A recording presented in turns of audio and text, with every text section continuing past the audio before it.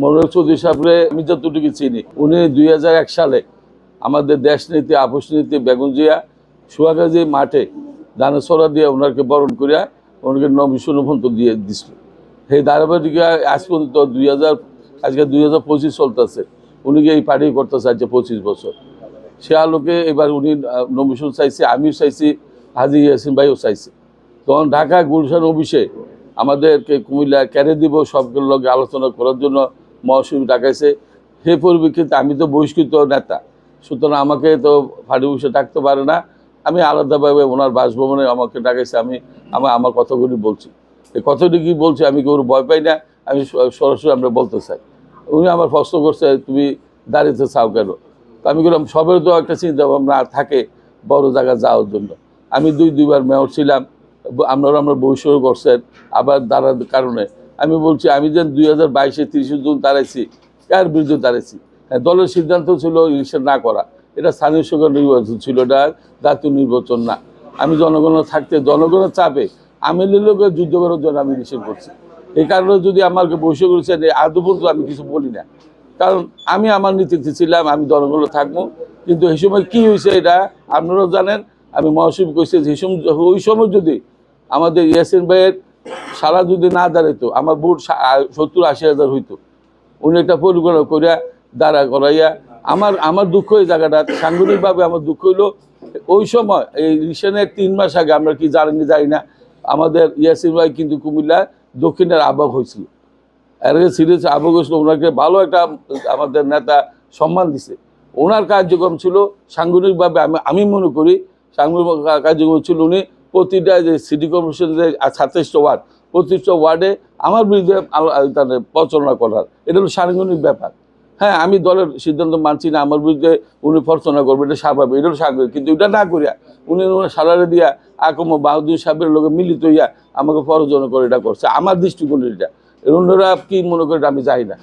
ওই দিন থেকে আমি কিন্তু শপথ নিছিলাম, আমি যদি কোনোদিন সময় পাই আমি যে যারা দলকে নিজের স্বার্থে ব্যবহার করে আমি এটা দেখি, কারণ আমি দলকে ভালোবাসি, দলকে নিবেদিত। আমি ওই দিন থেকে শুনছি। আবার 2024 যখন রিফাত ভাই ইন্তেকাল করেন আমি আবার প্রস্তুতি নিছি। এই প্রস্তুতির ব্যাপারে আবার ইয়াসিন ভাই ওনার সালারি দিয়ে আমাকে আবার বাধা দিছে। ওই দুইবার বাধার কারণে আমি আর দলকে উনি এই যে 2022-এর মার্চ মাসে ওনাদের আহ্বায়ক হইল, এই 24 সাল পর্যন্ত ওনাকে বাদ দেওয়ার আগ পর্যন্ত উনি একটা উপজেলা কোনো কমিটি করে নাই, একটা উপজেলার। আমরা বিগত দিন দেখছি রাব ব্যাপারে কোনো সময় আমাদের নেত্রী সভাপতি মানেছে, কোনো আহ্বায়ক সভাপতি মানেছে, তারা যে কোনো লইয়ে আমরা লাকসামগঞ্জ, মনোরঞ্জনগঞ্জ, চৌদ্দগ্রাম, সদরগঞ্জ, বুড়িচন, বানপাড়া, বগুড়া সবগুলি আমরা যে কমিটি করছি। হ্যাঁ, ওই সময় করছি। কিন্তু ইয়াসিন ভাই আমি কোনো সমস্যা না, ওনার এই সময় আমরা বিরোধী দল আসলাম, আওয়ামী লীগ সরকার ছিল, ঠিকই কথা। কিন্তু অহংকারী সুমন সাহেব করতেছে হাজার হাজার লোক হয়, ঠিক আছে, পার্টির ক্ষমতায় বেশি লোক থাকতে পারে।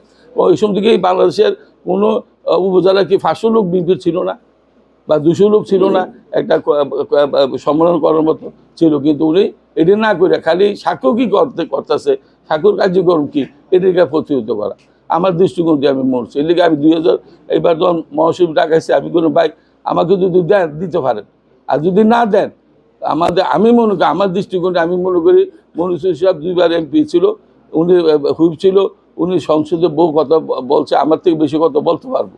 কিন্তু আমি এত কথা মেয়র ছিলাম, আমার কিন্তু পরিধি ছিল কম।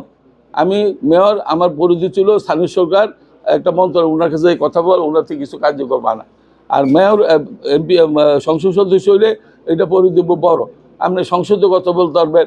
আমাদের যে সিনিয়র ডিভিশন যে মন্ত্রণালয় আছে সবখানে যে আমরা এমপি হিসাবে স্থানীয় সরকার নির্বাচন এলাকায় মানুষের জন্য কত কাজ কাম বা কর্ম আনতে পারবেন, উন্নয়নের করতে পারবেন, এটা আমার চিন্তা ভাবনা ছিল। তো আমি মহাসচিবকে বলছি দেন, আমাকে যদি না দেন, আমরা উনি সিনিয়র লোক 80 বছর বয়স, উনি একটা সুযোগ দেন। যদি সুযোগ দেন ইনশাল্লাহ আমি যদি ইলেকশন করতাম যেভাবে করতাম ঠিক এইভাবে আমি ওনার ইলেকশন করে দেব। আমরা যদি আমার কথা রাখেন ইনশাল্লাহ আমি ওই দিন যেদিন ঘোষণা হয় আমি কিন্তু কর্মস্থলা আমি আমার ওয়ার্ক করতেছি, আমি সব শুনছি, আমি আলাদা সুক্রিয়া করছি। আমি আবার এই মনির ভাই থেকে ওই দিন থেকেই আমি আমার কার্যক্রম গতকাল পর্যন্ত এখন আমার কার্যক্রম চলতে আছে। কুমিল্লার 27টা ওয়ার্ড থেকে 6টা ইউনিয়ন যেটা আমার অন্তর্ভুক্ত ছিল, আমি প্রতিটা উপজেলার ওয়ার্ডে আমি আমার মতো করে আমি আমার কাজ করতেছি। আমি একটা কর্মী হিসাবে ফিসে বই চাই, তারপর আমি আমার কার্যক্রম করিয়া চালাইতেছি। কেন করতেছি? স্যার হিসাবে কথা শুনে উনি মনুষ্যদের সম্মান করছে, আমাদের 6 নির্বাচন এলাকার মানুষকে সম্মান করছে, এর লিগে আমি আমার জানটা দিয়ে আমি চেষ্টা করতেছি। আর কালকের ঘটনাটা বলি, এটা হলো আমি তো বারবার শুনতেছি এসএসি সাহেব নিজেও মালালো কতুরি কাছে গাড়ি ভিতরে কতুরি দেয়, মানুষের উদ্ভট পরিস্থিতি করতেছে। মানুষের অক্ষর নিয়ে যেতেছে, এখনো কিছু 25 তারিখ, অনেকে একবার 12, একবার 16, একবার 18, একবার 22, একবার 25, ওনার আর টাইম নেই।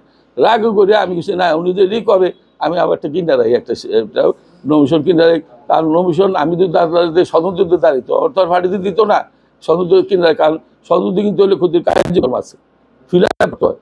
আমরা বোর্ড হলো 6,46,000, আমাকে 7,000 নাম লিস্টে করতে হবে ফর্মে দিয়া, শুধু আইডি কার্ডের নাম্বার, ভোটার নাম্বার, পরিস্থিতি দিতে হয়। এই জন্য আমি কিনছি। কিন্তু আমি আজকে সারা রাত দিয়ে চিন্তা করছি, এটা আমার এখনও কিনা ভুল হয়েছে। কারণ আমি তো মনিবের লোক, মনিবের আমি কই দ্বারা করেছি। এই জন্য এই কথাটা বলার জন্য আমরা বলছি, এটা আমার সরি, আমি ভুল কিনাটা আমার ঠিক হয়েছে না। কিন্তু ভাই আমার ওই কইলাম না, ইয়াসিন ভাইয়ের কার্যক্রম আমার ভাই ভালো লাগে না। কারণ আমি দলকে ভালোবাসি, দলকে উনি দিন আমি তো এখনো বলি আসেন বসেন, আমার কি দোষ? আমরা এই রাজ্যে যে সাংবাদিক সম্পর্ক হয়েছে, এর দল করে আমরা টাউন হলে বা শিল্পকল বল, আমার দোষগুলো উনি বলুক। আমি উনি ব্যক্তিগত কোনো ক্ষতি করছি না, ব্যক্তিগত রাজনীতিতে দ্বিধাদ্বন্দ্ব থাকতে পারে, ঠিক না, বড় দল থাকতে পারে, কিন্তু উনি যেভাবে কুকুরিত করে এটা তো ঠিক না। এই আলোকে আমি কালকে আমার নমিশন কিনছি, এটা আমি ইনশাল্লাহ আমি এটা জমা দেবো না, আমি কিনে রাখছি। বললাম তো আমি রাজনীতি রাগ করা ঠিক না, কিন্তু বাধ্য হয়ে আমি কালকে এইসব কার্যক্রম কিনছি। আমরা মাধ্যমে কুমিল্লার 6 নির্বাচনের মানুষকে জানানোর জন্য, এটা আমার ভুল হয়েছে, এটা জানানোর জন্য আমরা ডাকেছি। খবরের কাগজ, নিখাদ, নির্ভীক, নিরপেক্ষ।